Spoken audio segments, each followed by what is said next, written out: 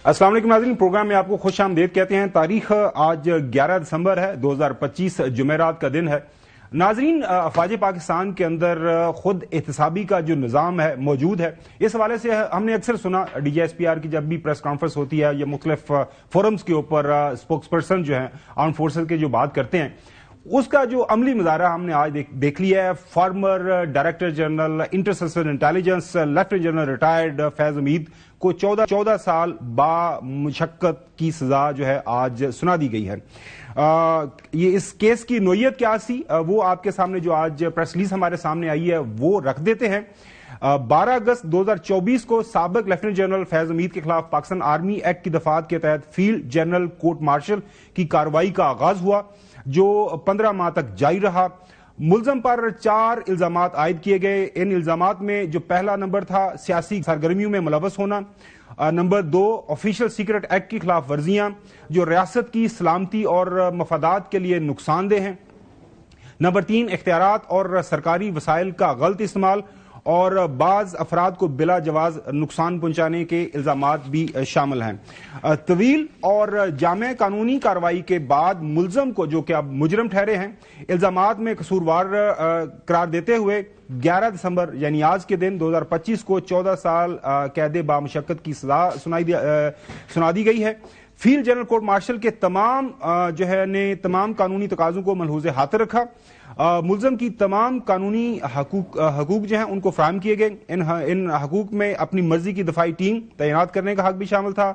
उसके बाद मुजरम को मुतलका फोरम पर अपील का हक भी हासिल होगा। मुजरम सियासी अनासर के साथ जो मिलीभगत के जरिए दानिस्ता तौर पर सियासी इश्ताल अंगेजी और अदम इस्तेहकाम पैदा करना, इसके अलावा बाज दीगर मामलात में मुजरम के मुलव्वस होने के मामलात को अलहदा तौर पर निपटा जाएगा। ये नाज़रीन आज फैसला जो है सुना दिया गया है, जो कि पाकिस्तान की हालिया तारीख के अंदर मेरे ख्याल में इससे बड़ा फैसला खुद एहतसाबी के हवाले से जो अफवाज पाकिस्तान के अंदर एक मुनज़्ज़म मरबूत मैकेनिज्म मौजूद है, उसकी एक जिंदा मिसाल है। इसी मौजू के ऊपर बात करने के लिए हमने हाफिज एहसान खोखर साहब को अपने प्रोग्राम में दावत दी है। सुप्रीम वकील हैं और कानूनी जो है अमूर के ऊपर आप अक्सर उनको मुख्तलिफ टेलीविजन के ऊपर सुन रहे हैं, तो हम जानेंगे अब इसके बाद अगली कार्रवाई क्या होगी। लेकिन सबसे पहले हमारे जो नुमाइंदे हैं, नुमाइंदे हसूसी लईक साहब, उनके पास जाते हैं। जो सर्विस रही है मुख्तलिफ जगहों के ऊपर, उनकी पोस्टिंग्स रही हैं। फॉर्मर जो lieutenant general retire Faiz Hamid साहब, जो कि अब जाहिर है पहले मुलजम थे, अब मुजरम उनको डिक्लेयर कर दिया गया है, तो उस हवाले से जानते हैं। लाइक, बहुत शुक्रिया। लाइक, ये बताइएगा कि थ्रू आउट हिज कैरियर कौन सी इंपॉर्टेंट पोजीशन थी जिसके ऊपर जो है अब जो लेफ्टिनेंट जनरल रिटायर्ड जो हैं फैज हमीद मौजूद रहे? खबर साहब, सबसे पहले ये बता दूं कि पाक फौज का वो हिस्सा बने थे पाकिस्तान मिलिट्री एकेडमी के लॉन्ग कोर्स 76 के तहत 1987 में, और मिलिट्री एकेडमी से पास आउट होने के बाद उन्होंने पाक फौज में बलोच रेजिमेंट में शमूलियत इख्तियार की। मजमूई तौर पर 2 कोर कमांड कर चुके हैं, जिसमें 2022 में रिटायरमेंट से पहले वो कोर कमांडर भावलपुर के फराइज सर अंजाम दे रहे थे। इसके अलावा उन्होंने नवंबर 2021 से अगस्त 2022 तक कोर कमांडर पेशावर खिदमात अंजाम दी हैं। ये बता दूं कि इन दोनों कोर कमांड करने से पहले वो DGISI के ओहदे पर फराइज सर अंजाम दे रहे थे। जून 2019 से नवंबर 2021 तक वो DGISI रहे हैं। अप्रैल 2019 में उनको 3 स्टार के ओहदे पर तरक्की मिली थी, और तरक्की पाने के फौरन बाद मुख्तसर अरसे के लिए GHQ में उन्होंने एडजुटेंट जनरल के ओहदे पर भी खिदमात अंजाम दी हैं। ये बताऊं कि फरवरी 2015 में 2 स्टार यानी मेजर जनरल के रैंक पर तरक्की पाई थी उन्होंने, और GOC 16 इन्फेंट्री डिवीजन पन्नू आकल उनको तैनात किया गया था, और वहां से 2017 में वो आए थे ISI में बतौर DG काउंटर इंटेलिजेंस। यहां पर आकर उन्होंने फराइज सर अंजाम दिए। इससे पहले उन्होंने कुछ अर्सा जब रावलपिंडी कोर में general Qamar Javed Bajwa core commander थे, तो उनके चीफ ऑफ स्टाफ के तौर पर भी खिदमात सर अंजाम दे चुके हैं। इस पूरे टेन्योर में जो खास पहलू है कि उनका नाम कई तनाज़ात में सामने आया, जिनमें फैजाबाद धरना नुमाया रहा। इसके अलावा टॉप सिटी मामला, काफी संगीन इल्जामात थे, जिसकी रोशनी में अप्रैल 2024 में आला अदलिया और वजारत दिफा के अहकामात की रोशनी में GHQ की तरफ से इंक्वायरी कमेटी बनाई गई थी। میجر جنرل کی سربراہی میں یہ اعلیٰ سطحی کمیٹی تھی جس میں الزامات ٹاپ سٹی کے جو لگائے گئے تھے اختیارات کے ناجائز استعمال کے، اس کی تحقیقات کا عمل شروع کیا، ایک جامع رپورٹ مرتب کی گئی اور یہ تمام جو الزامات تھے ناجائز استعمال اختیارات کے، اس کے الزامات ثابت ہونے پر 12 اگست 2024 کو آرمی ایکٹ کی متعلقہ دفعات کے تحت ان کا فیلڈ جنرل کورٹ مارشل کا آغاز کیا گیا تھا۔ اب اس فیلڈ جنرل کورٹ مارشل کے دوران ان کو باضابطہ طور پر چارج شیٹ بھی کیا گیا۔ اس کے علاوہ ان پر الزامات مزید جو لگے ہیں اس فیلڈ جنرل کورٹ مارشل کے علاوہ جو الگ سے تحقیقات چل رہی ہیں وہ سیاسی سرگرمیوں میں ملوث ہونے کے ہیں، اور وہ سیاسی سرگرمیوں میں ملوث ہونے کے ساتھ ساتھ پرتشدد اور بدامنی کے متعدد واقعات جن میں سے 9 مئی سے جڑے واقعات بھی شامل ہیں ان کے اوپر بھی تحقیقات ہو رہی ہیں۔ اسی طرح مضمون سیاسی عناصر کی حمایت اور ملی بھگت کے پہلو کا عنصر بھی شامل ہے، اور جو آئی ایس پی آر کا اعلامیہ جاری ہوا ہے اس میں یہ بات واضح طور پر بالکل نہیں، اس کے اندر واضح طور پر یہ بتایا گیا ہے کہ یہ جو معاملہ ہے سیاسی عناصر کے ساتھ ان کی ملی بھگت، اس کے اوپر علیحدہ سے معاملات آگے بڑھ رہے ہیں، انویسٹیگیشن ہو رہی ہے۔ بہت شکریہ لائق الرحمان صاحب، حافظ صاحب بہت شکریہ ونس اگین، آپ کو ویلکم کرتے ہیں پروگرام کے اندر۔ سب سے پہلے ناظرین کی سمجھ کے لیے جی کورٹ مارشل یہ جو سارا طریقہ کار ہوتا ہے اس کی فیئرنس کے اوپر، کیونکہ کچھ ناقد لوگ یہ کہتے ہیں کہ جی بند کمروں کے اندر یہ سارے فیصلے ہوتے ہیں، تو وہ بتائیے گا طریقہ کار کیا ہوتا ہے؟ مطلب جب ایک فارمر آفیسر یا سٹنگ آفیسر کو ایکیوزڈ کسی معاملے کے اندر کیا جاتا ہے، کاروائی شروع ہو جاتی ہے، تو پھر پروسیس کس طرح آگے بڑھتا ہے؟ بسم اللہ الرحمن الرحیم۔ خاور بھائی آپ کا شکریہ۔ جو پاکستان کے اندر ملٹری کورٹ کا یا فیلڈ مارشل کورٹس کا یا کورٹ مارشل کا ایک کانسیپٹ ہے وہ اسی طرح جس طرح دنیا کے دوسرے ممالک کے اندر ہوتا ہے، اور ہمارے ہاں جو ہے اس کے اندر تھوڑی سی ڈسٹنکشن اور اس طرح کی ہے کہ ہمارے ہاں 1968 کے اندر ایک امینڈمنٹس آئی جس کے اندر یہ کہا گیا کہ آرمی کے جو ریٹائرڈ آفیشلز ہیں آپ ان کو بھی یا سویلینز کو بھی آپ ملٹری کورٹس کے اندر ٹرائی کر سکتے ہیں، اور اس کے بعد یہ معاملہ پاکستان کی سپریم کورٹ کے اندر گیا اور پھر چلتے چلاتے ابھی آپ کے سامنے ریسنٹ ججمنٹس آئی کہ سویلینز اور ریٹائرڈ آفیشلز جو ہیں آپ ان کا ملٹری ٹرائلز یا آپ اسے کورٹ مارشلز کہیں آپ کر سکتے ہیں، اور 1972 سے لے کے آج تک تقریباً 600 سے زیادہ ایسے لوگ ہیں کہ جس کے اندر سویلینز ہیں یا آپ کے ملٹری آفیشلز ہیں جن کا کورٹ مارشل کیا گیا۔ اب کورٹ مارشل کرنے کا جو ہے اگر آپ اس کیس کے اگر آپ سامنے ایگزامپلز کر لیں تو سب سے پہلے ہوتا یہ ہے کہ آپ کے خلاف، اور یہ ایک یونیک اس لیے کیس ہے کہ پاکستان کے اندر پہلی دفعہ آپ نے ایک former D G I S I کو جو ہے اس کا کورٹ مارشل کیا ہے، اور اس کو 2 جگہ جا کے کیا ہے۔ ایک وہ کیا ہے کہ اس کی جو سروس تھی ایز اے ملٹری آفیشل کے طور پہ جو انہوں نے کام کیے جہاں پہ مس یوز آف اتھارٹی آئی یا مس یوز آف گورنمنٹ ریسورسز آئے، یا اس کے بعد یہ ہے کہ آپ نے جو ہے وہ ایک رانگ فل لاس جو ہے وہ ایک کو کیا، اور دوسرا جو ہے وہ آپ کی طرف آیا جو آفیشل سیکرٹ ایکٹ کے وائلیشنز آپ نے کی، یا اس کے بعد جو ہے کہ آرمی ایکٹ کے اندر جو امینڈمنٹس بھی آئی ہیں یا ہے کہ جی آپ پوسٹ ریٹائرمنٹ پیریڈ کے اندر 2 سال اگر آپ آرڈنری ملٹری آفیشل رہے ہیں تو آپ کسی پولیٹیکل ایکٹیویٹی میں نہیں آ سکتے، اور اگر آپ سینسٹیو پوزیشنز کے اندر رہے ہیں تو آپ جو ہیں وہ 5 سال تک کسی بھی پولیٹیکل ایکٹیویٹی کے اندر ڈائریکٹلی یا انڈائریکٹلی جو ہے وہ آپ اس کے اندر نہیں آ سکتے۔ پروسیس اس کا یہ ہے کہ اگر آپ کے پاس کمپلینٹس ہے جب اس طرح کر لیتے ہیں، یہ 2017 کا ایک انسیڈنٹ ہے ٹاپ سٹی کا، اس کے بعد 2023 کے اندر سپریم کورٹ کے اندر جو تھا جب یہ دھرنے والا کیس چل رہا تھا تو وہاں کے اوپر ایک سول مسٹیرینس ایپلیکیشن آئی کہ جی ہمارے ساتھ بھی انہوں نے یہ زیادتی کی ہے تو اس کا مداوع ہونا چاہیے۔ یہ نومبر 2023 کی بات ہے۔ 14 نومبر 2023 کو سپریم کورٹ نے آرڈر کیا کہ منسٹری آف ڈیفنس یا گورنمنٹ جو بھی اپروپریٹ ایکشن ہے وہ اس کے اوپر کر سکتی ہے، اور اس کے اوپر جو تھا ایک ہائی پاورڈ کمیٹی جو ہے وہ منسٹری آف ڈیفنس نے کیا، انہوں نے ان کمپلینٹس کو یا جو ایلیگیشنز آئے تھے اسے ویریفائی کیا، اور جب وہ اس نتیجے پہ پہنچے کہ ان کے اندر سبسٹنس ہے تو جو نیکسٹ فیز اس کے اندر آتا ہے وہ آتا ہے آپ کا کورٹ آف انکوائری کا۔ کورٹ آف انکوائری کے اندر جو ہے آپ ساری ایویڈنس جو ہے وہ دوبارہ کلیکٹ کر رہے ہوتے ہیں، اس کے اندر آپ نے سارے ثبوت لے کے آنے ہوتے ہیں، اور جب آپ اس نتیجے پہ پہنچتے ہیں کہ ان ایویڈنس کے اندر اتنا سبسٹنس یا جان ہے تو تیسری سٹیج جو ہے وہ آپ کی سٹارٹ ہو جاتی ہے، اسے کہتے ہیں سمری آف ایویڈنس جو ہے۔ سمری آف ایویڈنس کے اندر جو ہے اسی وقت، اور یہ ایک پری ٹرائل سٹیج ہوتی ہے، اس کے اندر یہ ہے کہ آپ ایکیوز کو بلاتے ہیں, اس کے سامنے ساری ایویڈنس رکھتے ہیں, اس ایویڈنس کو کنفرنٹ کرواتے ہیں, اور کنفرنٹیشنز کے بعد جو ہے اگر آپ اس نتیجے پہ پہنچتے ہیں کہ اب ان کے اندر اتنی جان ہے کہ ہم اس کو اپنے ٹرائل کے اندر لے کے جائیں, تو پھر آپ اس کو کسٹڈی کے اندر لے لیتے. اب اس کیس کے اندر اکتوبر کے اندر جو تھا, اس نومبر میں سپریم کورٹ کا آرڈر آیا, اس کے بعد منسٹری آف ڈیفنس نے کہا, آپ کا کورٹ آف انکوائری جو ہے وہ 12 اپریل 2023 کو بنا, اور اس کے بعد جو سمری آف ایویڈنس کی بنیاد کے اوپر 12 اگست 2024 جو ہے اس کے اندر آپ نے former D G S I کو اریسٹ کیا, اور اس کے بعد آپ نے ریکمینڈ کر دیا فیلڈ جنرل کورٹ مارشلز کے لیے, اس کو آپ نے سیکشن 73 کے اندر کسٹڈی میں لیا, سیکشن 90 کے اندر جا کے جو ہے آپ نے اس کی کانسٹیٹیوشن کی, چونکہ جرنل سے تو جرنل لیول کا آپ نے جو ہے وہ ایک کمپوزیشن اس کے اندر بنائی, اور اس کے بعد وہی پروسیس سٹارٹ ہوتا ہے جو پاکستان کا ریگولر کرمنل جسٹس سسٹم ہے. سی آر پی سی آتی ہے, قانون شہادت آتی ہے, آپ اپنا مرضی کو لائر یہ وہ 342 کی آپ نے دیتے ہیں. اس کے بعد ایک ورڈکٹ آتا ہے, ورڈکٹ پھر اس کے بعد جیک برانچ جاتا ہے, جیک برانچ اس کو ویٹ کرتی ہے کہ لیگلی اس کے اندر جس طرح دنیا میں جیوری کے اندر ہوتا ہے. اس کے بعد اگلا جو ہے جو پریزائڈنگ جس نے کنوین کیا اس نے, اور پھر اس کو آپ اناؤنس کر دیتے. اب جو چارج تھے وہ 4 تھے. اس کے بعد میں آپ کے بعد دوبارہ آتا ہوں. اچھا عبد الحمید صاحب دیکھیں, کافی اس کے اوپر شکوک و شبہات تھے جب یہ ٹرائل اناؤنس ہوا. فوج پاکستان نے اناؤنس کیا کہ ہم اپنے فارمر ڈی جی ایس کو چارج شیٹ کرنے جا رہے ہیں, اور یہ الزامات ہیں 4 الزامات جو کہ ثابت ہو گئے ہیں.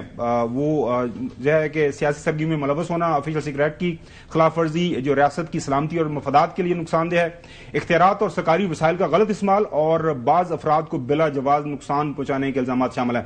جو صاحب یہ ایک بڑی روشن تابندہ مثال سیٹ کر دی گئی ہے field marshal army chief Syed Asim Munir صاحب کی طرف سے. اس کے بعد میرے خیال میں ود ان آرم فورسز اب فیوچر کے اندر جو بھی لوگ اس عہدے کے اوپر آئیں گے ان کے سامنے یہ ایک مثال موجود ہوگی کہ کسی بھی موقع کے اوپر ان کی پکڑ ہو سکتی ہے. تو میرے خیال میں credit must be given and all credit goes to the current military leadership, جنہوں نے یہ انتہائی جو ہے ایک چیلنجنگ کیس جب ان کے سامنے آیا تو اس کے اوپر وہ پورا اترے ہیں. چوہی صاحب نہیں بالکل ٹھیک ہے, وہی جو آپ نے میرا پہلے کوٹ کیا ہے, جنہ کھادیاں گاجرا ٹھڈ انہوں نے پیڑ. تو بات یہ ہے کہ اگر ایک کمپیٹنٹ اتھارٹی نے ڈیو پروسیس آف لا سے کوئی کسی نتیجہ نکالا ہے, اور ابھی یہ مجھے بتائیں حافظ صاحب کے ابھی انہوں نے اسلام آباد ہائی کورٹ جائے گا کیس, یا لاہور ہائی کورٹ, یا سپریم کورٹ میں ڈائریکٹلی جائے گا؟ حافظ صاحب کے پاس آتے ہیں یہ سوال لے کے. نہیں میں بات ہوں ان کے پاس کہ اب نیکسٹ کیا فورمز ہے, اب وہاں پہ گئے کورٹ آف انکوائری ہے, پھر سی او ایس ہے, اس کے بعد پھر جو بھی فورمز ہے. میں آتا ہوں پہلے حسن کا کامنٹ لے لیں. حسن اگین یہ وہ سارے لوگوں کے لیے میرے خیال میں ان کے منہ کے اوپر بڑا تماچا ہے جن کا یہ کہنا تھا کہ جی بس کر لی ہے, اناؤنس کر لی ہے, ایک کاغذی کارروائی ہوگی, اس کے بعد ایسے فشی کر کے جو ہے نا فارغ کر دیا جائے گا, کچھ نہیں ہوگا. بڑے سینئر جرنلسٹ کہتے تھے امپاسبل کہ ایک سابق ڈی جی آئی سے ہی اس کا فیلڈ کورٹ مارشل ہو. کہتے کہ ایسی کوئی نظیر موجود نہیں ہے, تو پھر نظیر قائم ہوگی. یہ پہلی مرتبہ اس طرح ہے کہ ایک سابق ڈی جی آئی صحیح جو کہ اپنے تاریخ کے طاقتور ترین ڈی جی آئی صحیح رہے, اور پوسٹ ریٹائرمنٹ ان کے جو ایکٹیویٹیز تھی وہ بھی خاصی جو ہے وہ تشویشناک تھیں, اور اس کے اوپر آئی بلیو کہ ان کو وارن بھی کیا گیا تھا, ادارے کی جانب سے بھی کہا گیا تھا کہ جو آپ کر رہے ہیں وہ درست نہیں ہے. تو وہ سمجھتے تھے کہ وہ سپر اسپائی ماسٹر ہیں, ان کے خلاف کوئی ایویڈنس نہیں ہے, لیکن ادارے کے اندر ایک کڑا نظام ہے احتساب کا, خود احتسابی کا, تو کوئی چیز چھپتی نہیں ہے.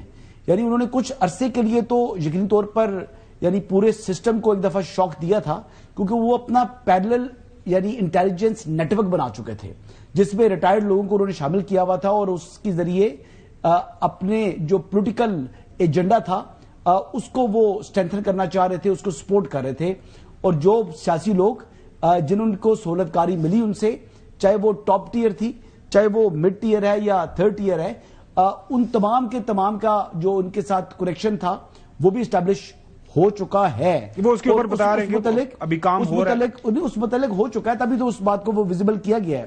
دیکھیں بات یہ تھی کہ جو 9 مئی ہے, 9 مئی اس کی ایک بہت بڑی مثال تھی کہ دونوں ایک دوسرے کو اسٹرینتھن کر رہے تھے, عمران احمد نیازی اور جنرل فیض حمید, اور دونوں ایک دوسرے کے ساتھ جو ہے ان کے انٹرسٹ کپل ہو چکے تھے.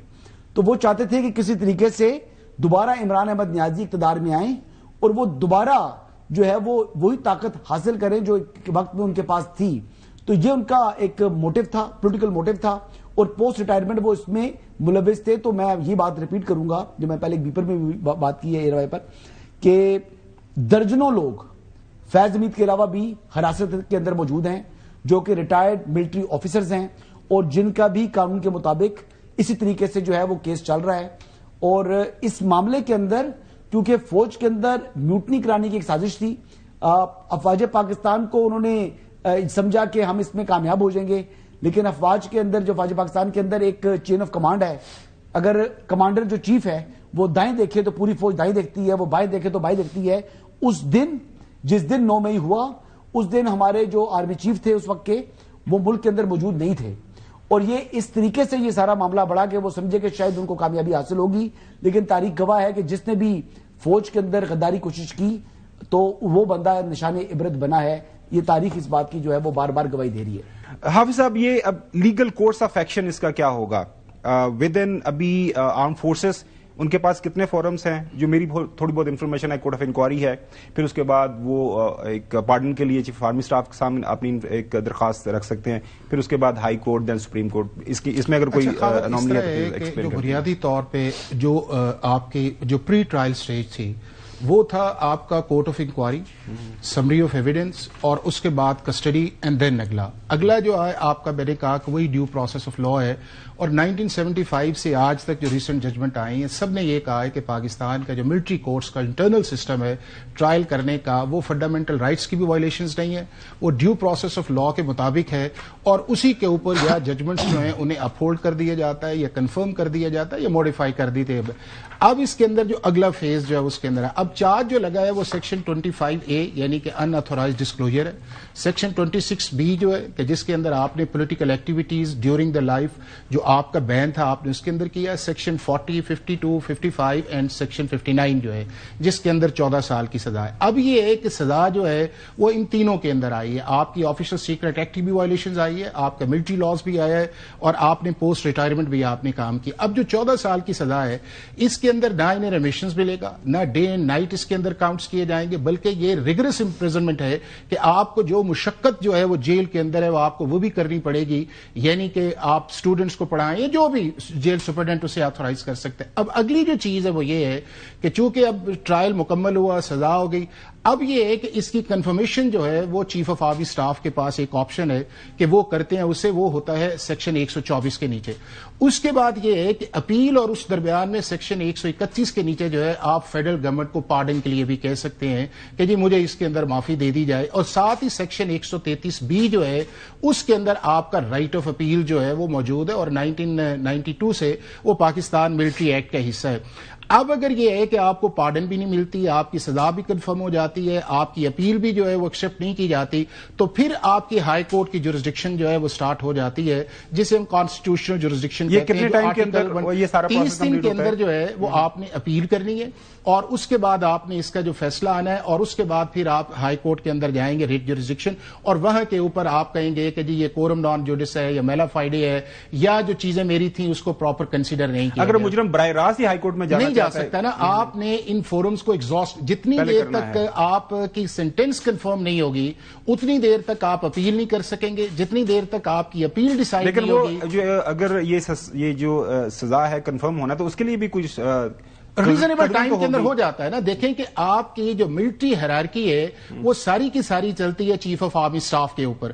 پروسیس انڈیپینڈنٹ ہوتا ہے کہ جس کے اندر آپ کا جو فیلڈ جنرل کورٹ مارشل وہ بھی کئی کیٹیگریز کے ہیں, کئی جنرل کر رہے ہیں, کئی میجر جنرل ہے, کئی بریگیڈیئر, لیول آف رینکس کے اوپر جا کے آتا ہے.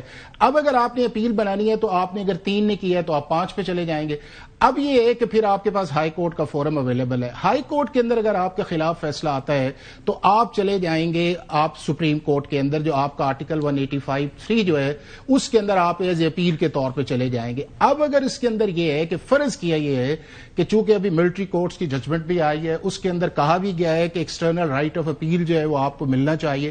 اگر پارلیمنٹ اس دوران اس کی لیجسلیشن کر دیتی ہے تو اگر رائٹ آف اپیل کے طور پہ آپ کو ٹریٹ کیا جائے گا تو آپ کے جو ہے ایپلٹ جورسڈکشن آپ کی سپریم کورٹ چلی جائے گی. اور اگر آپ کی ابھی اسی طرح سچویشن رہے گی تو پھر یہ معاملہ جو ہے فیڈرل کانسٹیٹیوشنل کورٹ کی طرف چلا جائے گا, چونکہ جتنی بھی ریٹ جورسڈکشن کے اندر جو ایپلٹ اتھارٹی ہے وہ 27th امینڈمنٹ کے بعد فیڈرل کانسٹیٹیوشنل کورٹ ہے.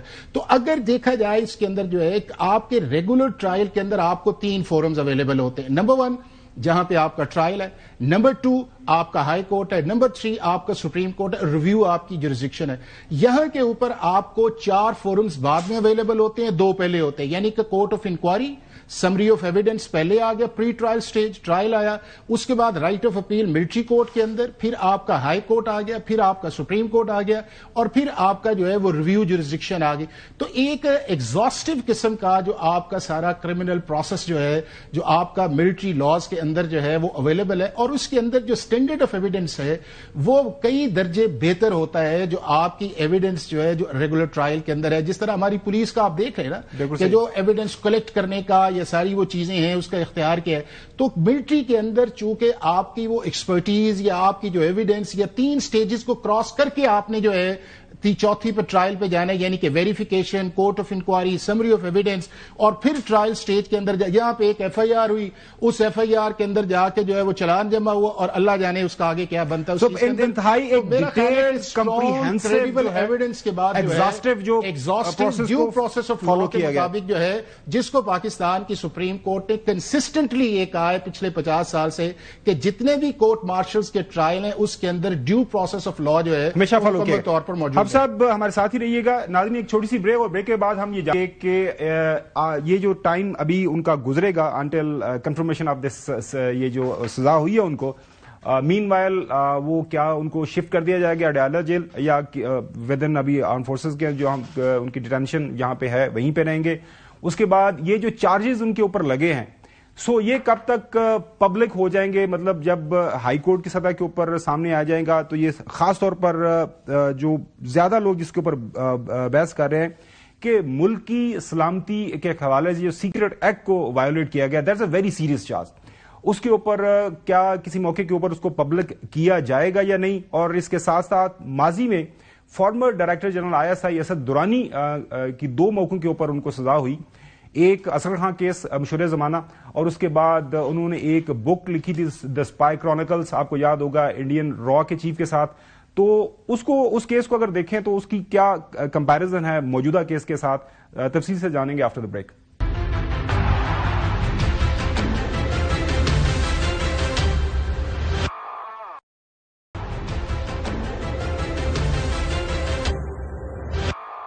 Welcome back. حافظ صاحب, ماضی کا ایک مشہور زمانہ جو کیس ہے اصغر خان کیس, آپ کو یاد ہوگا, وہ جو 1990 کے انتخابات ہوئے تھے, آئی جی آئی کو 14 کروڑ جو بانٹے گئے تھے, وہ اپنے ایفیڈیوٹ میں اسد درانی صاحب لکھتے ہیں, اس وقت کے ڈی جی آئی سے, انہوں نے کہا جی میں نے اپنے آرمی چیف کے کہنے کے اوپر یہ کام کیا, لاجسٹکس پرووائڈ کی, اور یہ پیسے میں نے سیاست دانوں کے اندر بانٹے. ایک یہ ان کے اوپر چارج تھا. اس کے بعد آپ کو پتا ہے وہ فیصلہ آ گیا, لیکن اس کے بعد میرے خیال میں اس کے عمل درآمد کے حوالے سے کوئی وہ بتا دیجیے گا کہاں کھڑا ہے. جنرل اسد درانی صاحب نے بعد میں بھارتی راج چیف اے ایس دلت کے ساتھ مل کر ایک کتاب لکھی تھی. اس کے اوپر جی ایچ کے نے ایکشن لیا, ان کو بلایا گیا, ان کی پینشن بند کی گئی, ان کا ای سی ایل پہ ڈالا گیا, لیکن بعد میں اسلام آباد ہائی کورٹ گئے اور وہاں سے ان کو یہ ریلیف مل گئی. ایک یہ کیس ہے. ایک کیس میں دیکھ رہا تھا جو نیشنل سیکیورٹی کے اگینسٹ جو اسپائنگ میں lieutenant general retired Javed Iqbal صاحب کو 2019 میں سزا ہوئی تھی. ان کو بھی 12 سال کی سزا, 14 سال سیم سزا ان کو بھی ہوئی تھی, لیکن بعد میں ان کی سزا کمیوٹ کر دی گئی, دین پھر ان کو معافی دے دی گئی. اگر یہ ہم مثالیں سامنے رکھیں, یہ بتائیے گا کہ اب ان کیسز کو اگر سامنے رکھیں, اس کے بعد یہ کیس یہ کتنا مختلف ہے ان کیسز سے, کیونکہ وہاں پہ ایک ڈائریکٹ بندے نے مانا کہ میں نے پولیٹیکل انٹرفیرنس کی. یہاں پہ بھی چارجز ہیں, جس طرح حسن بتا رہے تھے کہ 9 مئی کے حوالے سے, اور اس کے اوپر کام ہو رہا ہے, لوگ پکڑے بھی گئے اور سارا ہوگا. یہ ایویڈنس پبلک آئی کے سامنے کب آئے گا, یا یہ ہوتا ہے ممکن؟ خاور جو جن کیسز کا آپ نے ریفرنس دیا ہے ان کیسز سے یہ کیس ڈسٹنکشن ہے. جی جی. اس کے اندر یہ ہے کہ ابھی بھی اس سارے جو آپ کے سامنے جو 4 چارجز آئے ہیں اس کے اندر جو پولیٹیکل مینیورنگ ہے یا پولیٹیکل انٹرونشن ہے یا آپ نے اپنی سیٹ کا استعمال جو ہے وہ ایک کمانڈ کے نیچے کیا وہ ہے، اس کے متعلق ایک بھی چارج اس پورے کیس کے اندر نہیں آیا جی. اس کے اندر ایک چارج وہ آیا جو آپ ڈیورنگ سروس سے آپ نے اپنی جو آفیشیل کیپیسٹی تھی اس کو مس یوز کیا اور آپ کے سامنے ٹاپ سٹی کا ایک میٹر آ گیا اور وہاں پہ آپ نے ریسورسز کا غلط استعمال کیا. میرے خیال ریسورسز کے اندر صرف یہ نہیں آیا ہوگا، اور بھی بہت ساری چیزیں آپ کو نظر آئیں گی کہ کس طرح کہاں کیا ہوا ہوگا. تیسری چیز جو ہے وہ جو آئی ہے وہ آپ کی آفیشیل سیکرٹ ایکٹ کی وائلیشنز ہے کہ جو آپ کسٹڈی کے اندر آپ کی وہ جو چیزیں تھیں as a D G I S I یا ڈی جی سی کے طور پہ تھی، ان کو آپ اپنے گھر لے گئے ہوں گے یا جو آپ کی رسپانسبلٹی نہیں بنتی یا کسی سے شیئرنگ ہے. جو چوتھی چیز ہے جو ڈسٹنکشن کرتی ہے وہ یہ ہے کہ آفٹر دی ریٹائرمنٹ جو ہے جو آپ کی پولیٹیکل آپ کی ایکٹیویٹی تھی یا پولیٹیکل فیسیلیٹیشنز تھی یا پولیٹیکل کانٹیکٹ سے، اس میں کوئی شک نہیں ہے کہ جو آپ کے former D G I S I تھے وہ ایمبیشیس تھے، چاہے وہ ڈیورنگ دی سروس آپ کو نظر آئے یا ڈیورنگ دی سروس کے بعد ریٹائرمنٹ کے بعد بھی نظر آئے، تو وہ آپ کو ایک ایمبیشیس آتے ہیں. حالانکہ ان سینسٹیو پوزیشنز کے اندر جو ہے اگر آپ بہتر یہ ہے کہ یا آپ لافل کمانڈ کے اندر رہیں اور ایمبیشیس نہ ہو، اور ریٹائرمنٹ کے بعد تو بالکل آپ کو اپنے سارے دروازے جو ہے وہ بند کر دینے چاہیے کہ اس کے اندر جو ہے میں کسی چیز کے اندر جو ہے وہ نہیں جاؤں گا. اب یہ ہے کہ ایک تو یہ ڈسٹنکشن آ گیا. دوسری جس کی طرف بار بار آپ اشارہ کر رہے ہیں وہ یہ ہے کہ جو اگلی چیز آئی ہے، میرا خیال ہے کہ وہ اصل ایک وہ چیز آئے گی کہ کیا یہ جو پولیٹیکل ایکٹیویٹی ایک تو آپ نے سنگل ہینڈیڈلی کر لی، ایک تو وہ آ گیا، لیکن دوسری یہ ہے کہ اگر آپ نے کسی جگہ اس پولیٹیکل ایکٹیویٹی کو فیسیلیٹیٹ کر کے کسی انسٹیٹیوشن کے متعلق کو آپ نے ایسی چیز کی ہے جو ڈیفینیٹلی سٹیج 2 کے اندر آئے گا، چونکہ ابھی تو آپ نے اس کے اندر وہ جو سٹیج 2 جو ہے میرا خیال ہے کہ وہ ایک بڑا ڈینجرس قسم کا ایک ایسا ایریا آئے گا کہ جس کے اندر اس کا بھی پتہ چل جائے گا کہ وہ پولیٹیکل ایکٹیویٹی تھی، اس کی لمٹس کیا تھی، یا وہ پولیٹیکل ایکٹیویٹی ایسی تھی کہ آپ نے وہ ساری ریڈ لائن کو کراس کر کے جو ہے ایمبیشیس ہو کے آپ نے وہ چیز ایکسرسائز کی کہ جس کے اندر بہت سارے لوگ انوالو ہوئے اور پھر آپ ایک پرٹیکولر انسیڈنٹس کی طرف آپ جو ہے وہ چلے جاتے ہیں. بٹ ٹو دی ایکسٹینٹ اگر آپ دیکھا جائے تو اس وقت جو معاملہ جو ہے وہ آپ کا صرف اس حد تک ہے کہ یا آپ نے سروس کے دوران اپنے اختیار کا استعمال کیا یا سروس سے باہر جا کے جو ہے جو آپ کی 5 سال جب یہ اسلام ہائی کورٹ میں آئے گا تو پھر پبلک. اچھا اب یہ ہے کہ جو اگلی جو چیز ہے وہ یہ ہے کہ جو آپ نے بار بار شفٹنگ پہ بھی بات کی تھی وہ یہ تھی کہ جورسڈکشن جو ہے جہاں پہ جرنلی آپ کا ہوتا ہے فیلڈ کورٹ مارشل ہوتا ہے، میرا خیال ہے کہ یہی ہوا ہوگا، اور اس کے اندر جو ہے اپیل کے بعد آپ کی اسلام آباد ہائی کورٹ یا لاہور ہائی کورٹ کا جو راولپنڈی بینچ ہے وہ آیا ہوگا، چونکہ وہ اس کے اندر وہ آپ کی ٹیریٹوریل جورسڈکشن ہے. دوسرا جو اس کے اندر امپورٹنٹ ہے وہ یہ ہے کہ آپ کو کسی بھی جگہ پورے پاکستان کے اندر جو ہے آپ کی کسٹڈی کو دیا جا سکتا ہے. وہ ضروری نہیں ہے کہ جس جگہ آپ کا ٹرائل ہوا ہے اسی جگہ. وہ ایک ارینجمنٹ ہوتا ہے بٹوین ملٹری اتھارٹیز کے وہ اپنی کسٹڈی سے جو ہے وہ پروونشل گورنمنٹ کی کسٹڈی میں لے جاتے ہیں، اور پروونشل گورنمنٹ جو ہے وہ اپنی سچویشن کے مطابق دیکھتی ہے، اور اس کو انہوں نے کئی جیلز کو نوٹیفائی کیا ہوتا ہے کہ جو فیلڈ کورٹ مارشل یا ملٹری کورٹس کو. میں تو آپ کے لیے بڑا لوڈڈ سوال کیا ہے، سب سے بڑا امپورٹنٹ کوسچن آپ کر لیجیے گا. حافظ صاحب اصل سوال یہ ہے کہ چلیں آپ کہہ رہے تھے کہ اوور ایمبیشیس تھے جنرل فیض، ٹھیک ہے جی مان لیتے ہیں وہ تو ایمبیشیس تھے، وہ دوبارہ فوجی طاقت حاصل کرنا چاہ رہے تھے یا وہ پوسٹ ریٹائرمنٹ وہ دوبارہ چاہ رہے تھے کہ میں کسی طریقے سے دوبارہ ڈی جی آئی ایس آئی کے طور پر میں طاقتور آدمی تھا پاکستان کا، اس طرح سے میں طاقتور آدمی بن جاؤں. مین کوسچن یہ ہے کہ عمران خان صاحب کے لیے اس میں کیا تھا؟ کیا وہ یہ کیوں کہہ رہے تھے یہ میوٹنی کی جو سازش ہے، کیا انڈیا کو خوش کرنے کے لیے ان کی ایما پر یہ کام ہو رہا تھا، یا پھر وہ جو بیرونی یہودی لابیز کے بارے میں الزام لگایا جاتا ہے کہ جنہوں نے بطور پروجیکٹ عمران خان صاحب کو لانچ کیا اور تاکہ پاکستان کا جو ریاستی ڈھانچہ ہے اس کو کمزور کیا جا سکے، مین آبجیکٹو کیا ہو سکتا ہے عمران خان صاحب کا اس معاملے میں؟ دیکھیں میں جس طرح میں نے ایمبیشیس پہ بات کی میں اس کی آپ کو ایک ایگزامپل دیتا ہوں. وہ ایگزامپل یہ ہے کہ آپ کو پتا ہے جب یہ سنی تحریک کا یہاں پہ دھرنا ہوا فیض آباد کے اندر جو تھا جو وہ تو میرا نہیں خیال کہ کسی بھی ڈی جی سی کو یہ زیب دیتا تھا یا اس میں کہ وہ جو ایک ایگریمنٹ ہوا ہے بٹوین دی گورنمنٹ اور ان کے اندر ہے اور اس کے اوپر اس وقت جو پرائم منسٹر صاحب ہیں شاید دیکھیں میں آپ کی پوری ملک کا نظام جو ہے وہ سیکشن آفیسرز پہ چلتا ہے.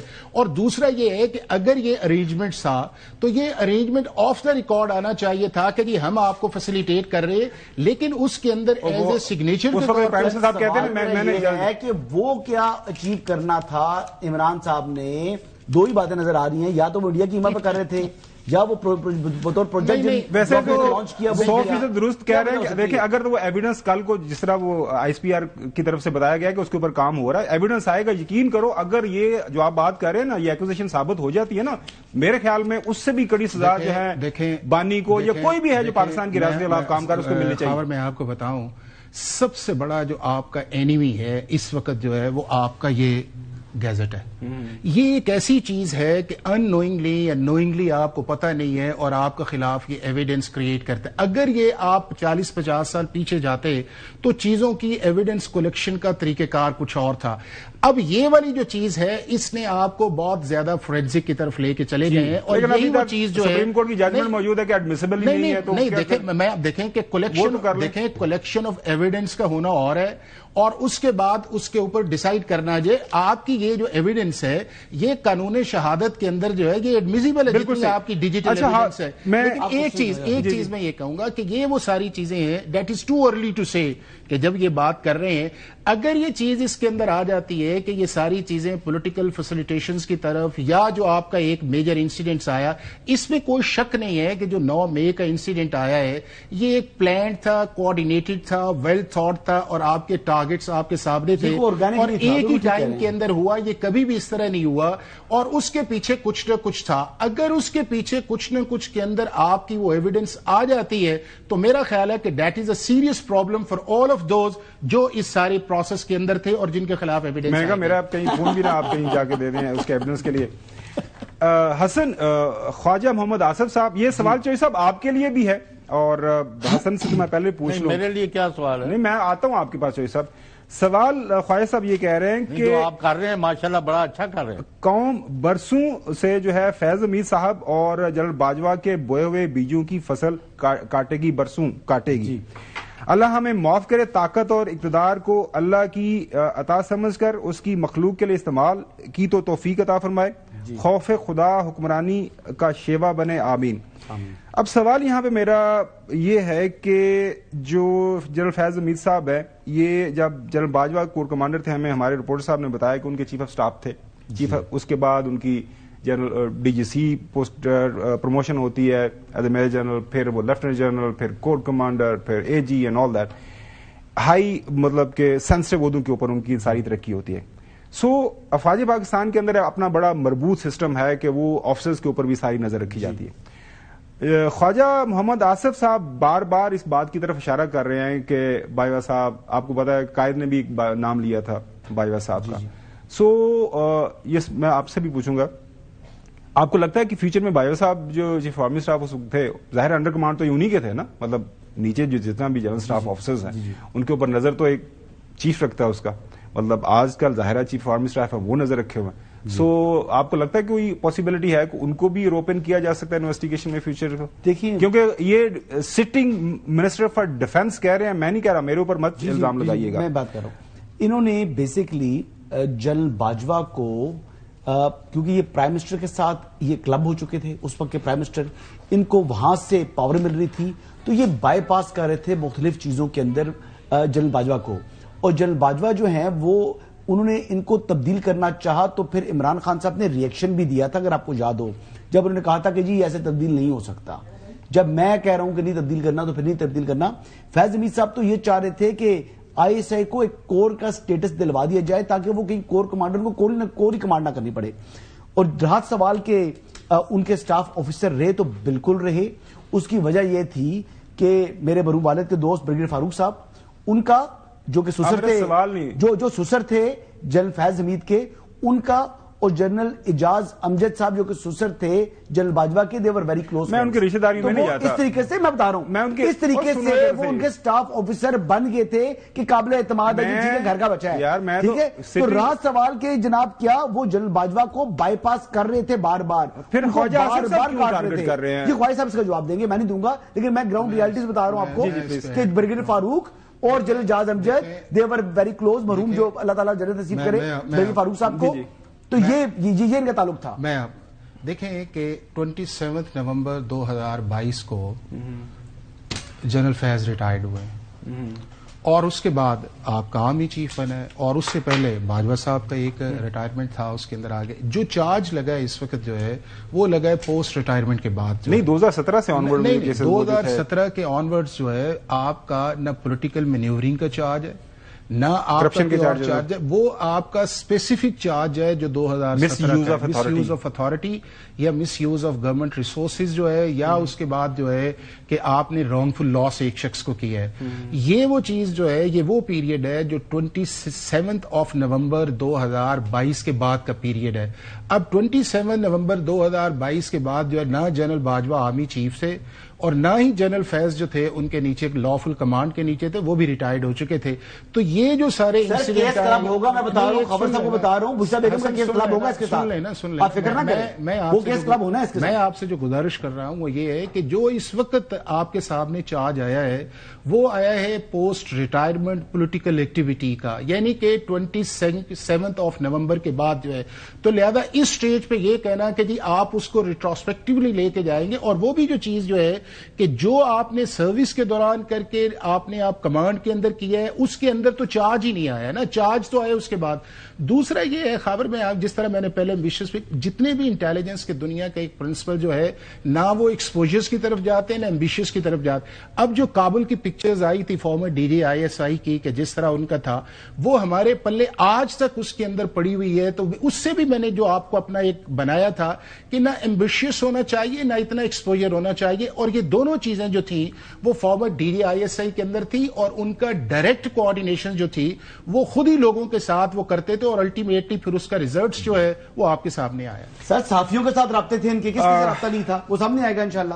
ناظرین اگلی سٹوری کی طرف بڑھتے ہیں. بڑی ڈیولپمنٹ ہے, US کی طرف سے پاکستان کو ایک بڑی فائنینشیل ایڈ ملی ہے, اور یہ جو فائنینشیل سپورٹ ملی ہے پاکستان کے جو FC فائٹر جیٹس ہیں ان کو مزید بہتر بنانے کے لیے, ان کے اندر ظاہر ہے جو کمی بیشی ہے اس کو بہتر کیا جائے گا. وہاں سے جو آلات ہیں ماڈرن آلات وہ ہمیں ملیں گے, تو اس کے اوپر بات کریں گے آفٹر دا بریک.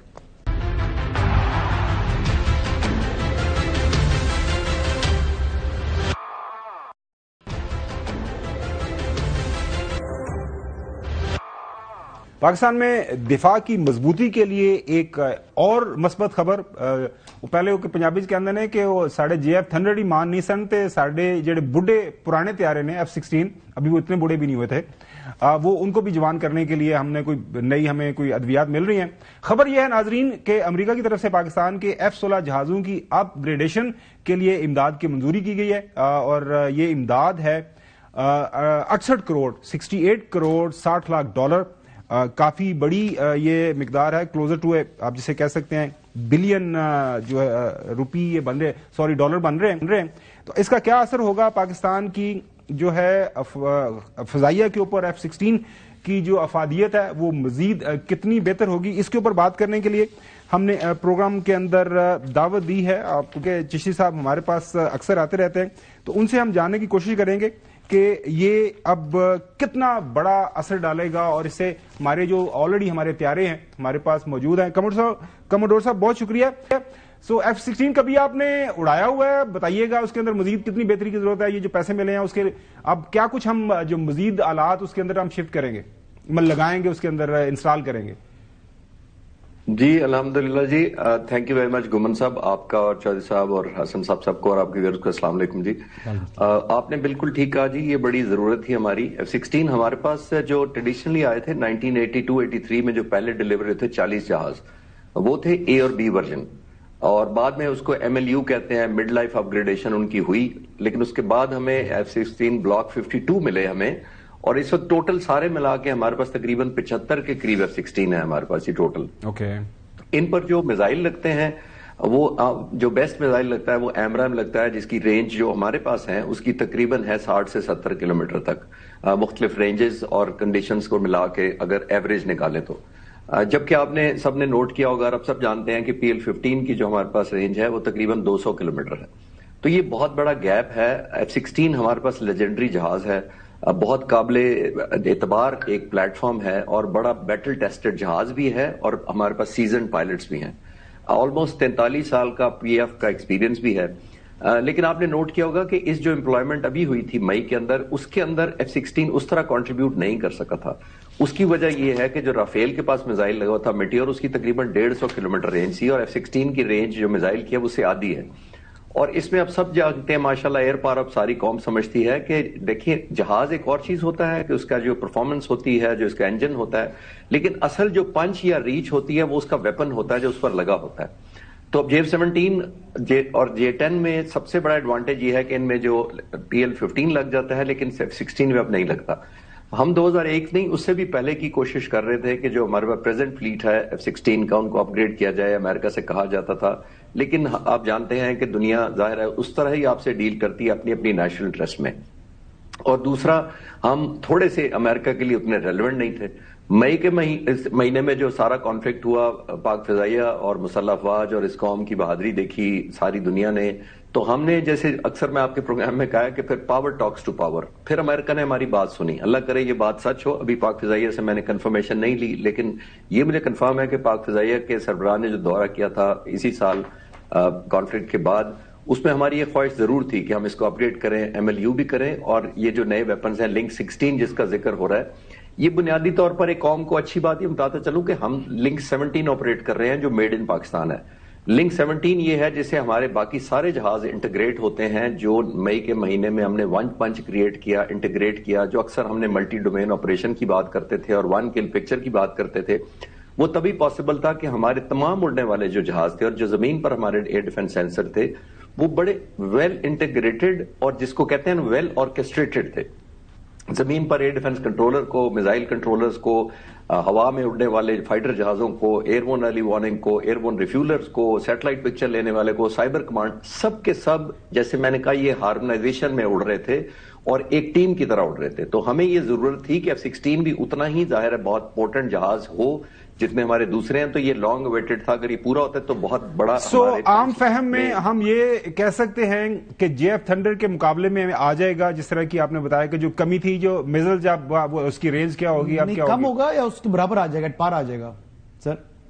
نہیں جی، دیکھیے کئی چیزوں میں F-16 JF-17 تھنڈر سے بہتر ہے، اس میں کوئی شک نہیں ہے. لیکن حسن صاحب جو آپ پوچھ رہے ہیں کہ بہتر یا پلس ہوگا، دیکھیے میں نے جیسے کہا کہ اصل تو وہ ہے کہ جو آپ کی پنچ یا ریچ ہے. جی تو پنچ کہاں تک ہے، آپ کی ریچ کہاں تک ہے، وہ ہمارا ایک کمپرومائز ہوا تھا. بیکاز جس کا میں نے کہا کہ ہمارے پاس حالانکہ C&D بلاک 52 ہے، امریکن آلموسٹ 72 بلاک اڑا رہے ہیں جو اس سے بھی لیٹسٹ ہے، لیکن ویپن بڑا میٹر کرتا ہے. جیسے میں آپ کو چھوٹی سی ایک مثال دے دیتا ہوں، تقریباً 200 جہاز ایجپٹ کے پاس ہے F-16 اور تقریباً 250 اسرائیل کے پاس ہے F-16. دونوں ملکوں کے پاس F-16 ہے، تقریباً 400 کی تعداد میں ایوریج 200 لگا لیں.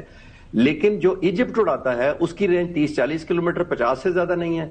اور جو اسرائیل اڑاتا ہے یا اس کو جو دیا گیا ہے اس کی رینج تقریباً 140 کلومیٹر ہے.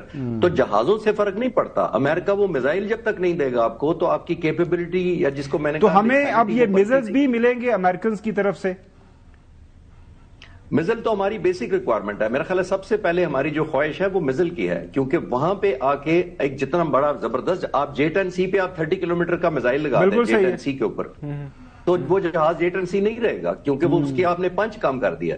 تو وہ جتنا مرضی اچھا منووریبل ہو، جتنی مرضی اس کی تھرسٹ ہو، اس کی ٹرننگ ہو، اس کی ریٹ آف کلائم بڑا اچھا ہو، سپر سونک ہو، لیکن جب تک وہ دشمن کو 200 کلومیٹر سے مارے گا نہیں تو وہ J-10C نہیں کہلاتا. یہ بالکل وہی ہے کہ F-16 بار بار خالد چشتی صاحب پروڈیوسر میرے کان میں کہہ رہے ہیں کہ جو میزائل آئے گا کتنی رینج ہوگی. تو میں جو مجھے سمجھ آپ کی بات سے وہ یہ ہے کہ ابھی ہم نے ریکویسٹ کی ہے، میزائل ہمیں ملا نہیں ہے. اب کوشش یہ ہے کہ ہمیں اچھا میزائل ملے، 140 والا ملے، 150 والا ملے. ہم تو کہہ رہے ہیں کہ 200 والا ملے. لیکن ڈیمانڈ آپ کے پاس کوئی خبر ہے، کوئی ڈیمانڈ کنی ایسی پائی ہوئی ہے انہوں نے سامنے، امریکن کے سامنے کیا ریکویسٹ رکھی ہوئی ہے؟ دیکھیں لائسنس تو توپ کا ہی مانگنا چاہیے نا. لائسنس چودھری غلام صاحب آپ بھی سوال کر رہے ہیں، چودھری صاحب بھی بات کرنا چاہ رہے ہیں. چودھری صاحب جی ضرور. نہیں تو ابھی امریکہ کے پاس جو نئے ان کے F-35 ہے اس کی ہم نے کوئی ڈیمانڈ کی ہے یا ہمیں جو ہمارے پاس موجود ہے are enough to combat India اور اینی ادر اینی. F-35 ایک تو بہت مہنگا جہاز ہے, اسی کے مقابلے میں J-35 جو ہے وہ چائنیز ہے. ہم نے ایک اور چیز جو سب سے امپورٹنٹ دیکھنی ہوتی ہے, اسپیشلی اگر آپ F-35 کی بات کریں, تو ہمارا کریڈیبلٹی جو ٹریک ریکارڈ ہے بٹوین US اینڈ پاکستان وہ اتنا قابل فخر نہیں ہے. ہم نے F-86 لیے تھے 60s میں, اور F-104 لیے تھے, B-57 لیے تھے, ان کے اسپیئر پارٹس بند کر دیے گئے 65 اور 71 وار کے بعد. ہم نے دوبارہ F-16 لیے 1989 تک, ہم نے ظاہر آپریٹ کیے افغان وار کے اندر 10 سال 79 سے 89 تک. یہی F-16 ہم نے 9 سوویت یونین کے جہاز تباہ کیے تھے, 9. اور یہ انپریزیڈنٹ ریکارڈ ہے کہ F-16 سے اتنے جہاز کسی ملک نے مارے ہوں. ہم نے وہ مارے, لیکن جو ہی سوویت یونین ٹوٹ گیا اور چلا گیا 79 سے 89 کے درمیان, اس کے بعد ہمارے اسپیئر پارٹس بھی بند کر دیے گئے. ہمارے $658 ملین, آلموسٹ یہی رقم تھی, آپ نوٹ کریں ذرا, جو ہم نے نئے F-16 کے لیے دی تھی, وہ بھی ہمارے, جس کے بدلے پر ہمیں گندم دی گئی تھی. گندم آفر کیا گیا تھا, انہوں نے کہا تھا گندم لے لے, یہ ہمارے آفر کی تھا. ایکچولی تو J-17 تھنڈر, چودھری صاحب کو بالکل یاد ہوگا, بنا ہی اس لیے تھا کیونکہ ہمیں سینکشنز کا ہر وقت تلوار لٹکی رہتی تھی. تو آئی تھنک F-35 سے بہتر ہے, میں میری ایک سجیشن یا ریکمنڈیشن مجھ سے پوچھے as a student of air power, تو J-35 زیادہ ریلائبل ہے. یہ سمجھے J-10 کی ایڈوانس اپ گریڈیشن ہو جائے گی اور اسٹیلتھ. بالکل صحیح ہے. خالد چشتی صاحب بہت شکریہ یہ ساری انفارمیشن ہمارے ساتھ شیئر کرنے کے لیے. ناظرین ابھی آپ کو چلیں گے اڈیالہ جیل, آج ملاقاتوں کا دن تھا, تو اپنے نمائندے سے جانیں گے کیونکہ آج CM-KP وہاں پہ آئے ملاقات کے لیے. وہاں پہ کیا کچھ ہوا, ملاقات ہوئی نہیں ہوئی, واپس چلے گئے ہیں, کہ ان کا بھی آج دھرنے دینے کا پروگرام ہے. بابر ملک ہمارے ساتھ موجود ہیں. بابر, آج ملاقاتوں کا دن تھا, کتنے لوگوں کا نام اس لسٹ میں شامل تھا جنہوں نے ملاقات کرنی, کون کون آیا, ملاقات ہوئی یا نہیں ہوئی, اور ابھی کیا حالات ہیں؟ جی شکریہ گمن صاحب. آج ملاقات کا دن تھا, جمعرات کا دن, اور آج جو ہے رفقا اور وکلا جو ہے وہ ملاقات کرتے ہیں, اور 6 ارکان پر مشتمل ایک فہرست جو ہے گزشتہ روز بھجوائی گئی تھی. سر فہرست نام وزیر اعلیٰ خیبر پختونخوا سہیل آفریدی کا تھا, اور اس کے ساتھ دیگر رہنما تھے 6. لیکن آج مقررہ وقت کے اوپر جو ہے یہاں پہ سہیل آفریدی وزیر اعلیٰ KP کے یہاں پہ پہنچے, انہیں داغل ناکے پہ روکا گیا, انہیں آگے نہیں جانے دیا گیا, اور ان کا ایک دلچسپ مکالمہ بھی ہوا کہ میں وزیر اعلیٰ ہوں, آپ نے مجھے روکا, غیر قانونی اقدام کر رہے ہیں, کیوں کر رہے ہیں, پرسوں بھی کیا. اور انہوں نے ہلکی پھلکی بوندا باندی پولیس افسر کے ساتھ بات چیت میں جو ہے وہ ان کے اوپر کی, اور کچھ دیر کے بعد وہ واپس بیٹھ گئے, اور پھر میڈیا سے گفتگو کرنے کے بعد وہ یہاں سے روانہ بھی ہو گئے. لیکن آج 10ویں بار یہاں پہ اڈیالہ جیل ملاقات کے لیے پہنچے, اور 10ویں بار بھی انہیں آج ملاقات کی اجازت نہ مل سکی. اڈیالہ جیل کی انتظامیہ کی طرف سے واضح طور پر یہ بتا دیا گیا ہے کہ قیدی نمبر 804, اب جو بھی قیدی نمبر ہے, اب پتہ نہیں ہضم کے پاس کیا 495 ہے. اچھا 495 ہے جی, چلیں ان کو یہاں سے کہیں پہ منتقل نہیں کیا جائے گا, ہی وڈ اسٹے ہیئر. کوئی فارمل کلیریفیکیشن ان ریٹن آپ لوگوں کے پاس مل گئی, آپ کو کسی نے بتایا اس حوالے سے؟ جی ہاں, گورنمنٹ کے حکومت کے وزراء تو کل سے یہ کہہ رہے ہیں کہ ان کو منتقل کیا جائے گا. پھر رات کو صورتحال یکسر تبدیل ہوئی, اور پھر جیل ذرائع بھی متحرک ہو گئے, اور ان کی جانب سے بھی یہ کہا گیا کہ اب قیدی نمبر جو بھی ہے اس کو یہاں سے منتقل نہیں کیا جائے گا, لیکن غور ضرور کیا جا رہا ہے وفاقی دارالحکومت اسلام آباد میں. حسن کو سوال کرنا چاہ رہے ہیں, سوال نہیں کرنا چاہ رہے, میں بتانا چاہ رہا ہوں. بہت شکریہ بابر, آپ ساری تفصیلات شیئر کرنے کے لیے. سجیشن ہے کہ دیکھیں اگر شفٹ کرنا ہی ہے تو KP کے اندر وزیرستان میں جیل ہے, وہاں شفٹ کر دیں. مطلب وہاں پہ جیل تو سکیور ہوگی. آپ کیسے جائیں گے کسی دن, آپ کو وہاں پہ جانا پڑ گیا تو؟ میں تو جاؤں گا, کیونکہ آپ اکثر جاتے ہیں نا. KP کی حکومت ہے نا جی, نہیں وہ تو جائے گی. وزیرستان میں ان کو شفٹ کرتے ہیں, آپ کیسے جائیں گے؟ دیکھیں وہاں پہ کوئی پرانا بارودی مواد, کوئی مائن پڑی ہوتی ہے, وہ پھٹ جاتی ہے, تو وہاں پر باہر کا رش بھی ختم ہو جائے گا. نہیں آپ ایک لحاظ سے کیسے جاؤ گے؟ جیل بھی محفوظ رہے گی, اور بانی جو ہے وہ خیبر پختونخوا حکومت کے پاس چلے جائیں گے, تو ان کو وزیرستان شفٹ کر دیں. یا کبھی مری بھجواتے ہو, کبھی وزیرستان, پتہ نہیں. میں بخش تو کبھی لے گیا, ویسے تو میں نے کیا وہ ڈالا کہ چانسلر مدت پوری کریں گے, کوئی مسئلہ نہیں ہے, لیکن اگر شفٹ کرنا ہی ہے تو مت شاید چھوڑیں جی, وزیرستان شفٹ کریں ان کو. یار آپ کے پرانے ساتھی ہیں, ایسے نہ کیا کریں, آپ وزیرستان اپنے پاس رکھیں. آپ کو کیا ہو گیا پھر؟ چلیں چوہے صاحب کچھ کہنا چاہ رہے تھے, لیکن چوہے صاحب کل آپ سے بات کریں گے انشاءاللہ. ناظرین آپ سے دوبارہ ملاقات ہوگی. اللہ حافظ.